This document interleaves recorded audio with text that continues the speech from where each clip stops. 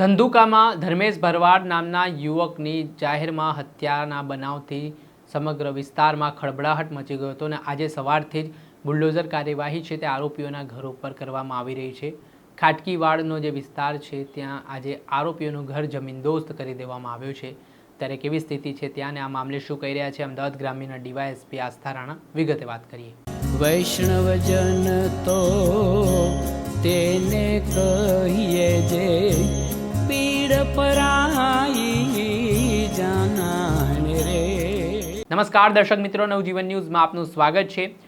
આજથી થોડાક દિવસ પહેલા શનિવારે બપોરના સમયે ધર્મેશ ભરવાડ નામના યુવકની સરા જાહેરમાં છરીના ઘા ઝીંકીને હત્યા કરી દેવામાં આવી હતી। આ હત્યા પાછળનું કારણ કહેવાય રહ્યું છે કે બાઇક ઓવરટેકિંગને લઈને ધર્મેશ ભરવાડ અને જે આરોપી છે રિઝવાન મણિયાર તેના વચ્ચે બોલાચાલી થઈ હતી, વિવાદ થયો હતો ને જોતજોતામાં મામલો એટલા હદે વકર્યો કે હિંસા થઈ ને આ ઘટનામાં ગણતરીના કલાકોમાં પોલીસે રિઝવાન મણિયાર અને સમીર મમદાની નામના બંને આરોપીઓની ધરપકડ કરી લીધી હતી, કેમ કે ધંધુકાની શાંતિ ડહોળાઈ હતી। ટોળા દ્વારા દુકાનોમાં આગચંપી કરવામાં આવી, સમગ્ર વિસ્તારમાં ભારે લાગણી જેવી સ્થિતિનું નિર્માણ થયું, પરંતુ પોલીસની પણ કાબિલે દાદ કામગીરી સામે આવી હતી, જેમાં ગણતરીના કલાકોમાં પોલીસે આખી સ્થિતિ પર કાબૂ મેળવ્યો હતો ને મોટું નુકસાન ન થવા દીધું। પરંતુ જે સમગ્ર ઘટનામાં આરોપી હાલ 2 દિવસના રિમાન્ડ પર છે। પોલીસ દ્વારા આ કેસમાં સઘન પૂછપરછ આરોપીઓ પાસેથી કરવામાં આવી રહી છે ને બીજી તરફ આજે તંત્રનું બુલડોઝર છે તે જે ધંધુકા તાલુકો છે ત્યાં ખાટકીવાડ ખાતે પહોંચ્યો હતો।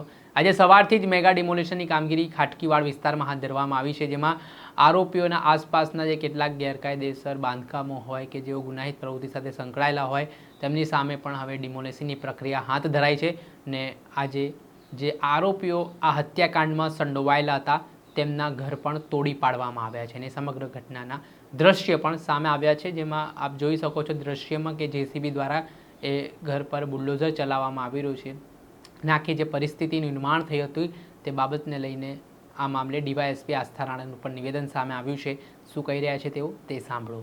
આજે ધંધુકા પોલીસ સ્ટેશનના વિવિધ વિસ્તારોમાં ડિસ્ટ્રિક્ટ એડમિનિસ્ટ્રેશન દ્વારા ડિમોલિશનની કામગીરીમાં હાથ ધરવામાં આવ્યું છે। આજે જે ડિમોલિશન થવાનું છે એમાં અગાઉ ડિસ્ટ્રિક્ટ એડમિનિસ્ટ્રેશન દ્વારા નોટિસીસ પાઠવવામાં આવી છે અને પ્રોસેસ પૂર્ણ કરીને નેસેસરી પોલીસ બંદોબસ્તની માંગણી કરી છે। આજે અત્યારે અમે કુલ 400 લોકોનો પોલીસ બંદોબસ્ત રાખ્યો છે, જે 2 લેયર્સમાં છે। એક લેયર છે જે પેરિફેરલ બંદોબસ્ત રાખવામાં આવ્યો છે, ત્યાં પેટ્રોલિંગ રાખી છે અને ડ્રોન સર્વેલન્સ સાથે સાથે રાખ્યો છે, અને બીજો ડિમોલિશન સ્પેસિફિક અમે બંદોબસ્ત રાખ્યો છે, જે અહીંયા વિસ્તારમાં સ્પેસિફિક પોલીસ ઇન્સ્પેક્ટર શ્રીના અધ્યક્ષસ્થાને બંદોબસ્ત રાખ્યા છે। ટોટલ અહીંયા 3 ડીવાયએસપી સજ્જ છે બંદોબસ્તમાં, 11 પોલીસ ઇન્સ્પેક્ટર સજ્જ છે અને 400 લોકો અત્યારે અહીંયા છે બંદોબસ્તમાં। સાથે સાથે ફાયર અને એમ્બ્યુલન્સની ટીમ્સ બી અહીંયા ઉપસ્થિત છે।